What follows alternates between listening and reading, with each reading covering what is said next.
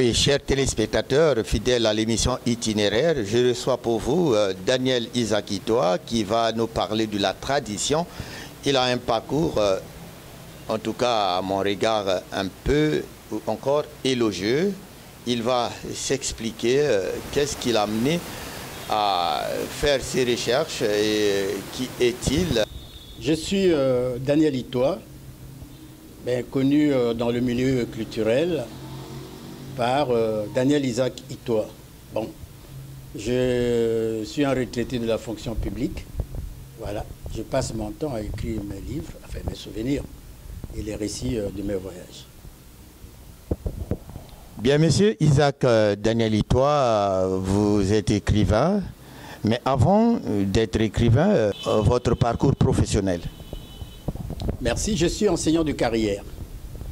J'ai commencé à enseigner à Epena l'année scolaire 1980-1981.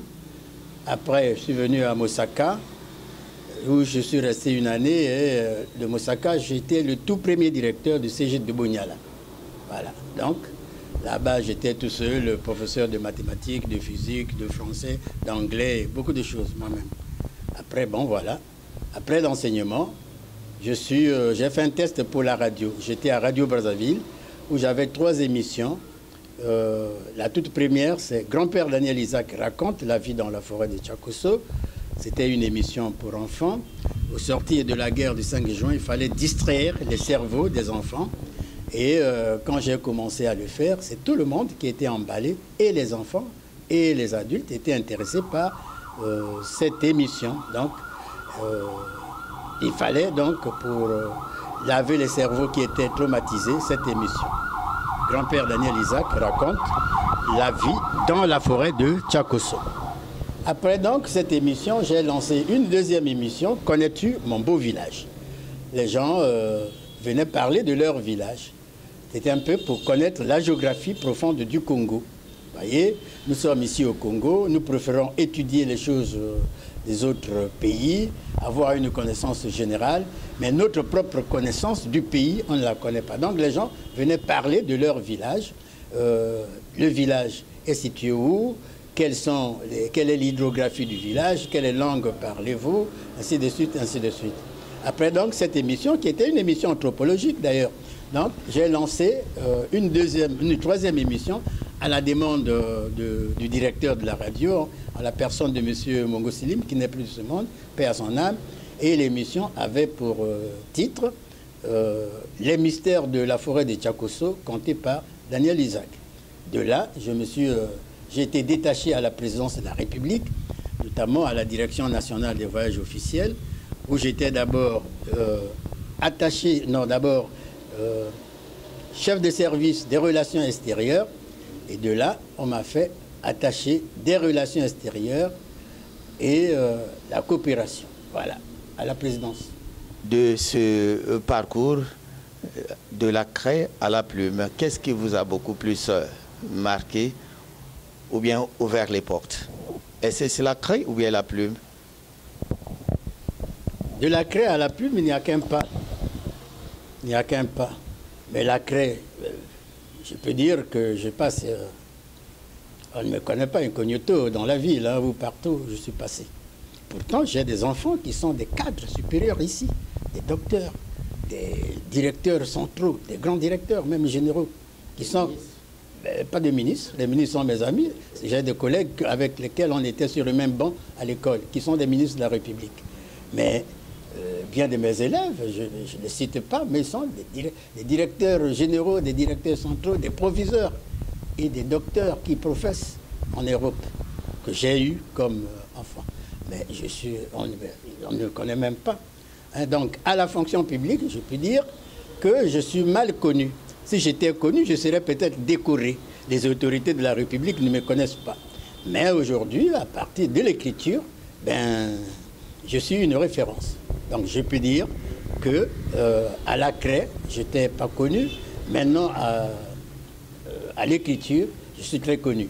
J'ai des poèmes, trois recueils de poèmes, et j'ai 4 essais anthropologiques qui me portent, qui me permettent de me déplacer, qui me permettent d'avoir maintenant des prix.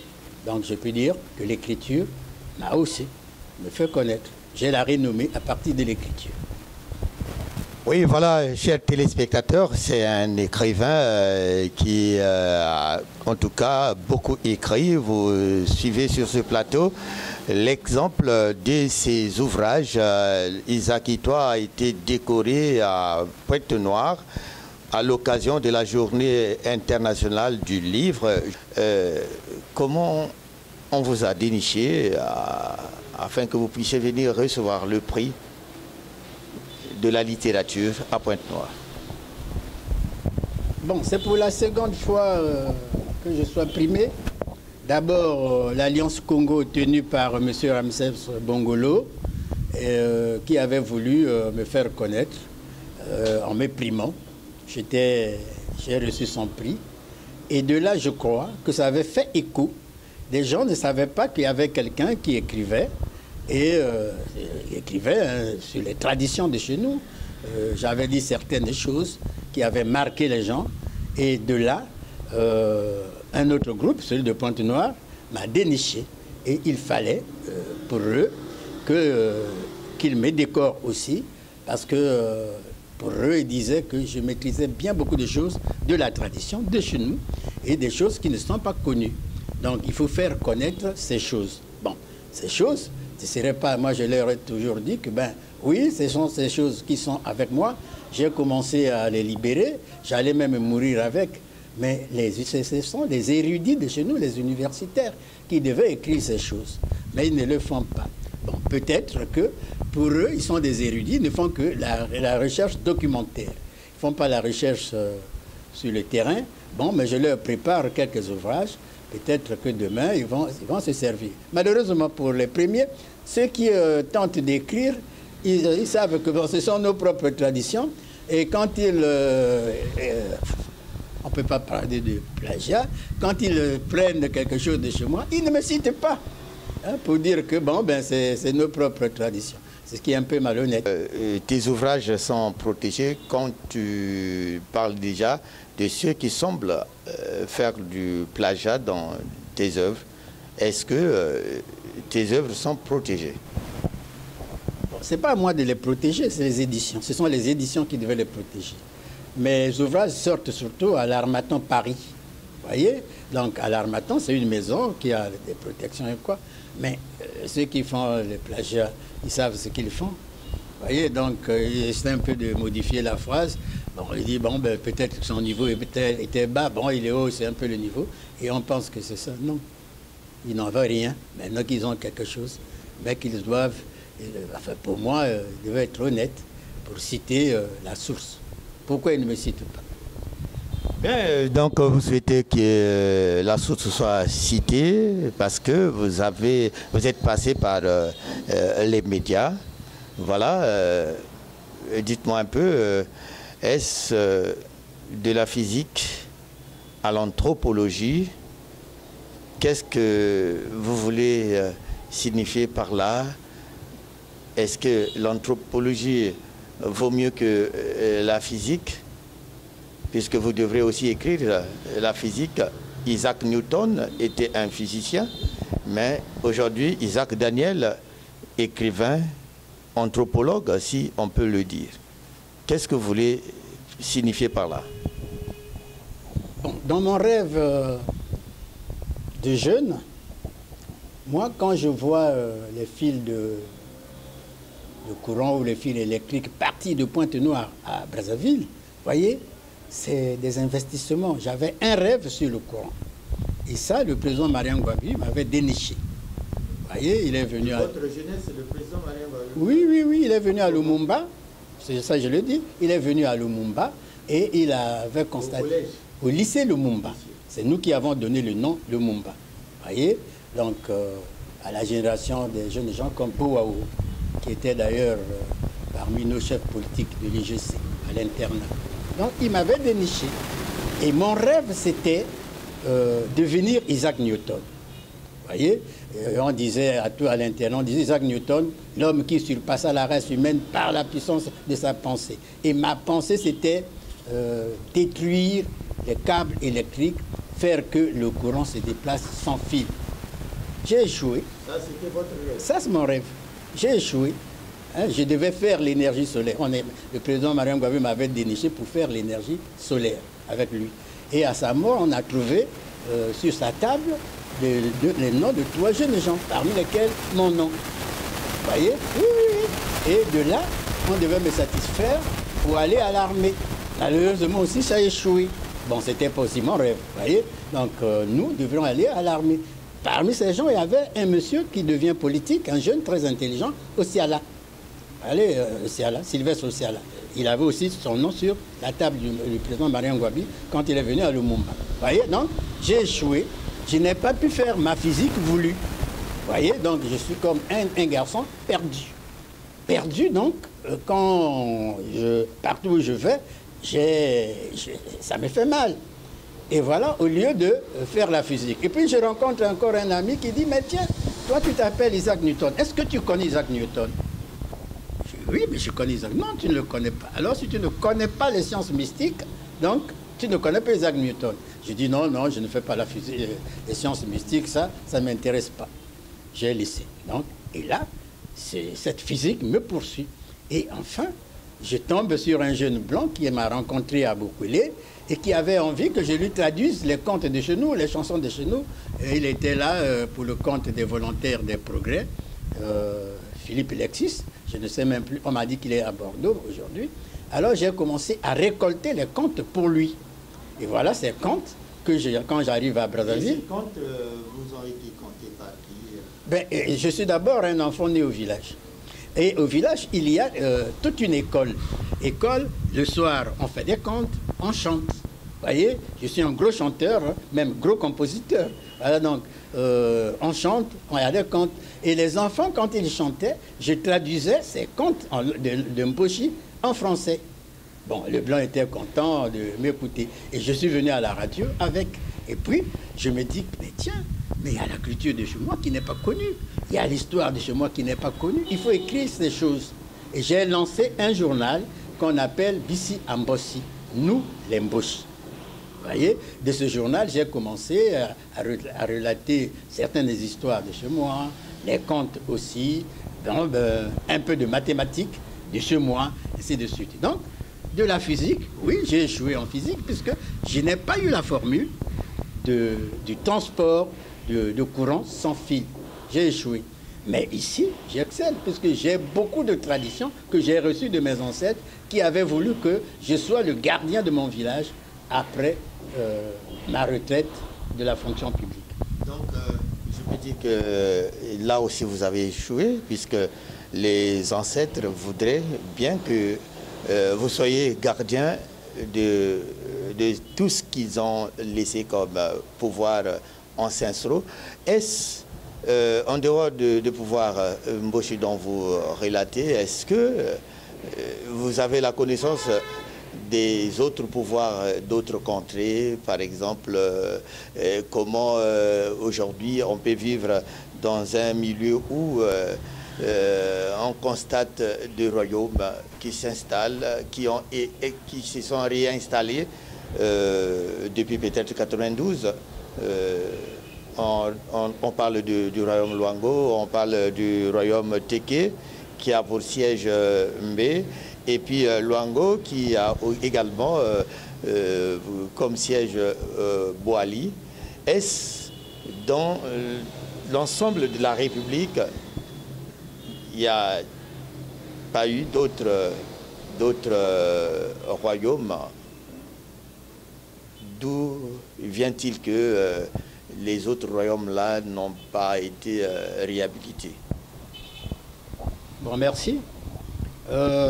L'organisation sociétale des Bantous du Congo et des Soudanais, puisque on a deux grands peuples, où on est Bantou, où on est Soudanais, où on est les peuples qu'on appelle aujourd'hui les peuples autochtones, les Atcha. Vous voyez, ceux-là, ils ne sont pas bien organisés, mais les autres sont organisés.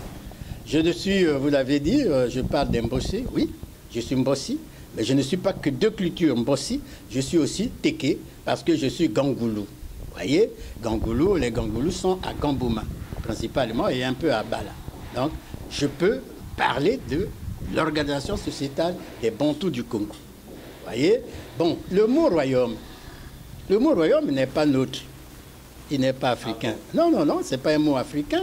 Ce sont les Blancs qui nous ont apporté ce mot. Et voyez? nous, on devrait parler de quoi? De Mbanza ou de quoi, par exemple? Mbanza, ça veut dire la capitale. Vous voyez? La capitale, chez le Congo, on l'appelle Mbanza. Et chez les Téké, c'est Mbé. Vous voyez? Mbé ou Mbanza, c'est la même chose. Les Mbossi qui sont dans le plateau disent aussi Mbé. Et il y a un deuxième mot qu'ils ont, c'est Ilanga. Vous voyez, quand on parle Ilanga, c'est un rassemblement de villages. On peut dire que c'est la ville, c'est la capitale. Vous voyez, Mbé aussi, c'est la même chose. Un village qui s'appelle Mbé n'a pas un territoire fixe à lui. Vous voyez, ce sont les chefs qui viennent au Mbanza, c'est la même chose, c'est un rassemblement des villages. Bon, alors, parler du royaume. Le royaume, ici, quand on nous enseignait à l'école, on ne parlait qu'un d'un seul royaume, c'est le royaume de Makoko. Bon, on comprend que le Congo a été colonisé par la France et la France avait pour précurseur des Brazza. Et quand des Brazza arrive, il a rencontré ce qu'il a dit, quelqu'un qu'il a trouvé, un chef qu'il a trouvé, et pour dire qu'il a signé son accord, il le fait roi. Je peux dire que le royaume de Mbé est l'œuvre des Brazza. Vous voyez, c'est des Brazza. Oui, c'est l'œuvre de des Brazza. D'abord, des Brazza lui-même, quand il venait, il ne savait même pas qu'il y avait un royaume des Téké qui se trouvait à Mbé. C'est quand il arrive au bord de la Léfini, dans un village en 1900, si je ne me trompe pas, en 1878, je vais dire, il rencontre un chef qui était assis dans son village et le chef, on l'appelait Ngampuru. On lui dit, mais de l'autre côté là-bas, c'est quel chef?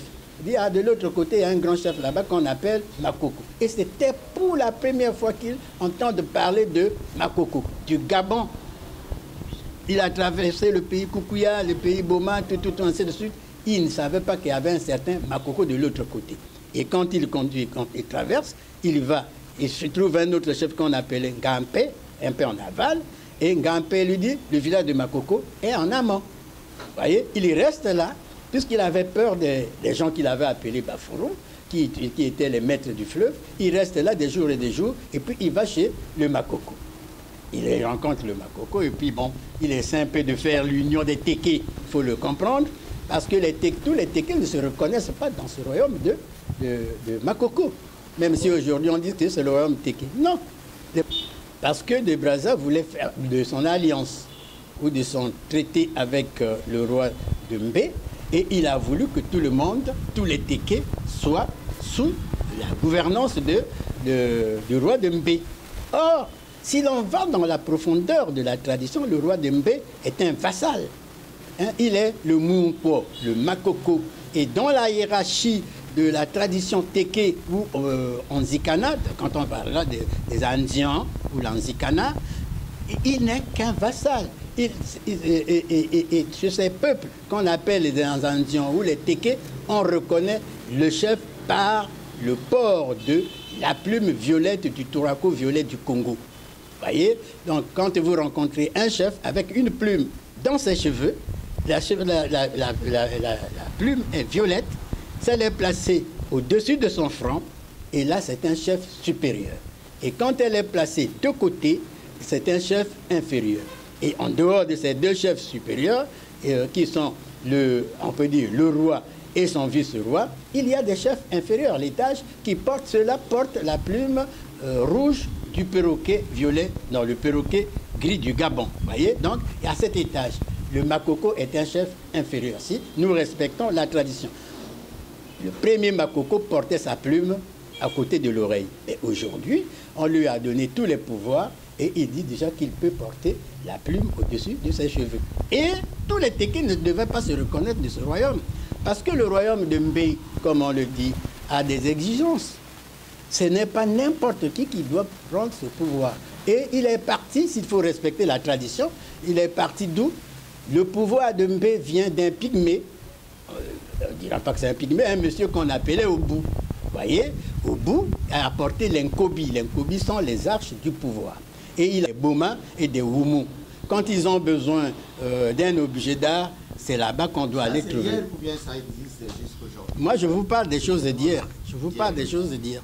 Ce n'est pas les choses d'aujourd'hui où la colonisation a apporté l'école et l'école est allée donner le pouvoir à tout le monde. Non, ça, je vous parle des traditions de chez nous. Hein, ça n'a rien à voir avec l'école. Voyez? Donc, eux, là, ils sont au pays de la main-d'œuvre. Maintenant, les Ndikou qui sont à Djambala, par exemple, eux, quel est leur travail? Quand le roi passe, ils sont là pour applaudir. Ils sont comme le peuple. Ils applaudissent. Voyez? Donc, le roi, les vrais rois, on les trouve chez les Bouma et chez les Oumou. Si vous êtes des autres peuples que je suis en train de dire là, vous n'avez pas à venir briguer le titre de Mbé. Là, vous avez dit. Maintenant, à l'école, nous, on étudiait qu'un seul royaume, celui de Mbé. Voyez? Et maintenant, aujourd'hui, on parle de plus en plus du royaume de Luango, qui existait, mais qui était mal connu parce que le français voulait hausser Debraza et les liens de Debraza avec le royaume de Mbé. Celui de Pointe-Noire n'était pas, le traité de Pointe-Noire ou de Luango n'était pas signé avec Debraza. C'est un colonel que Debraza avait dépêché qui a signé 2 traités là-bas avec le roi de Luango et avec le chef Luemba qui était le chef du site de Pointe-Noire. Voyez, quand on parle du royaume de Luango, mais Pointe-Noire ne faisait pas partie du royaume de Luango. Voyez, donc il s'arrêtait donc à Loanzili. Allez, aujourd'hui, Loanzili, c'est Pointe-Noire. Mais le chef du site de Pointe-Noire, non, ne faisait pas partie du royaume de Luango parce que on a signé l'accord avec lui. C'était d'abord forcé, il ne voulait même pas de cet accord. Les Blancs sont venus, ils ont placé les bateaux avec des armes pointées sur le village, le site de Pointe-Noire, et les gens ne sortaient plus. Et le chef Luemba était obligé d'aller signer cet accord. Vous voyez? Donc, quand on parle des royaumes, oui, d'abord, le mot royaume, il n'est pas nôtre. Il est apporté par le colonisateur. Et les gens, quand on parle de royaume ici, ils voient la grandeur ou de l'espace. Non, il y a des royaumes qui sont tout petits. Et le plus petit royaume du monde en 1900 n'était pas en Afrique, n'était pas au Congo. Hein? Il était donc à côté de l'Angleterre. Et il n'avait que 75 personnes avec un roi, avec une reine. Vous voyez? Donc, 75 personnes, tout un petit. C'est zéro. Si chez nous aussi au Congo, on disait que c'était un royaume, on n'allait pas accepter. Et puis, des Français n'ont pas signé que cet accord. Ils ont signé un accord pour gagner les terres, là, au sud de Brazzaville, là, avec un chef, on peut dire Larry aujourd'hui, ou Teki de là. Le nom ne me vient pas. Mais le long du fleuve, là, ils ont signé, dans la région de Mosaka, beaucoup de traités, hein, avec les mots, les gens qui les appelaient roi, roi, roi. Mais aujourd'hui, si on dit que les gens là avaient des rois, on n'accepte plus. Vous voyez? Alors là, c'est nous. Hein, nous avons voulu étouffer, nous, on est décomplexés, on a voulu étouffer les autres peuples. Hein, donc, pour moi, ce qu'on appelle le royaume, moi j'appelle ça des seigneuries. Hein, c'est seigneuries. Oui, oui, le Congo est fait de seigneuries. Vous voyez? Oui, oui. Quand tu vas chez les Gangoulous, ils vous diront que le royaume de Mbé, ce qu'on appelle le Mbé, ils appellent ça Mbé d'Indo. Hein, d'Indo, là. Mpungwindo, ils appellent ça Mpungwindo. Est une partie, est une des régions, des 7 régions du royaume de Ngamban, qu'on appelle aujourd'hui le roi de Mbaya. Vous voyez, donc, il y a 7 régions. Comme chez les villes aussi, il y a 7 régions. Vous voyez, 7 régions ou 7 provinces chez les villes. Et 7 provinces aussi chez les Gangoulous, vous voyez, dans la province de Mbé, qu'on appelle Mbé. Quand on est Mbé, eux-mêmes ils appellent ça Mpungwindo, puisqu'il y a un autre Mpung chez eux-mêmes là-bas qu'ils appellent Mpungwanko. Vous voyez, donc chez les Vili, chez les Luango, il y a 7 provinces. Mais 7 provinces, mais on considère pour devenir roi 5 personnes, avant 5 entités. Vous voyez, il y a... ils avaient l'organisation la plus pacifique, hein, c'était des peuples pacifiques, ne peut devenir roi que le moinet de Mani Nkaï, de Nkaï, celui qui était en Nkaï. Et Celui de Nkayi, là, avant de venir là, il y avait donc des échelons. Donc, il y a les 5 doigts. Dans les 5 doigts, il y a le roi, qui est le grand. L'index, c'est le chef de Nkayi. Après, le chef de Nkayi, c'est Bok. Après Bok, c'est Salag, je connais, je crois. Après Salag, c'est Kabongo. Vous voyez, donc, Kabongo, c'est le dernier. Donc, quand un roi meurt, bon, on doit attendre, après ses obsèques, c'est Nkayi, le moine Nkayi qui vient. Et on ne remplace que le dernier, là, celui de l'annulaire, non, pas l'annulaire, le auriculaire, celui-là qui vient, l'élection est celui. Mais les autres là étaient déjà élus et au fur et à mesure, vous montez jusqu'à devenir un jour le Maluango ou le Mwene Luango. Voyez? Donc, les autres peuples aussi en ont. Voyez? Quand vous arrivez en pays Téké à Lima, ben, ils ont tout le temps des Téké, mais ils ont leur roi là-bas, de Mbaya Mfumu. Voyez? Il y avait ça. Et quand vous allez au-delà de là, vous arrivez au Grand Nord, mais vous arrivez dans la zone des Tumbi là-bas, mais il y avait aussi un roi là-bas très puissant qui étendait ses pouvoirs jusqu'au Cameroun et au Gabon. Mais très mal connu. Voilà. Donc, une histoire non écrite par les Congolais, mais question d'apprentissage. Il est question, donc, M. Isakitois, d'expliquer cela à la nouvelle génération. Mais dans vos œuvres, qu'est-ce que vous parlez particulièrement? Je vois déjà, vous parlez de Kébé, vous avez écrit Géographie du pouvoir au Congo, des chefs traditionnels au président de la République. Cela veut dire quoi? Est-ce entre les chefs traditionnels et le président de la République, il y a... Qu'est-ce que vous voulez parler de cela? Il y a une prédominance sur l'un ou l'autre, ou comment? Merci. Vous allez comprendre que le Congo est un pays tumultueux. Un petit pays, mais tumultueux. À tout moment, il y a des guerres, enfin, un peu tribales ou quoi, hein, politique, hein, au niveau politique, au niveau. Mais il y a toujours quelque chose qui fait que quand les Congolais sont débordés, ils se retrouvent toujours. Il y a le dialogue. Le dialogue, c'est dans notre fond. Hein, ça, c'est tous les peuples du Congo qui aspirent au dialogue. Tous les peuples, même les pygmées, aspirent au dialogue. Mais nous n'exploitons pas ce dialogue. C'est la conférence nationale de 1992, 90 ou 91 ou quoi, quelque chose comme ça, 91, qui a voulu que l'on retrouve nos valeurs ancestrales. Malheureusement, dans la constitution qui sortira de là, l'acte fondamental, ils n'ont pas mis de la place à la tradition. Et pourtant, c'était réclamé. Le Monseigneur Kombo avait dit, ah, si l'on suivait les traditions, on n'allait pas tomber là. Bon. Mais c'est la constitution de 2002, je crois, qui a voulu insérer les traditions. Vous voyez, aujourd'hui, il y a un conseil des patriarches ou des sages. Voilà. Ça commence à venir, mais ce n'est pas encore ça. Vous voyez, ça commence à venir. Et puis, le président de la République, quand il voyage, ben, il a un sceau du pouvoir traditionnel. Et quand il arrive dans une localité, ce sont les chefs traditionnels qui le reçoivent en premier, avant de se livrer à l'administration. Vous voyez?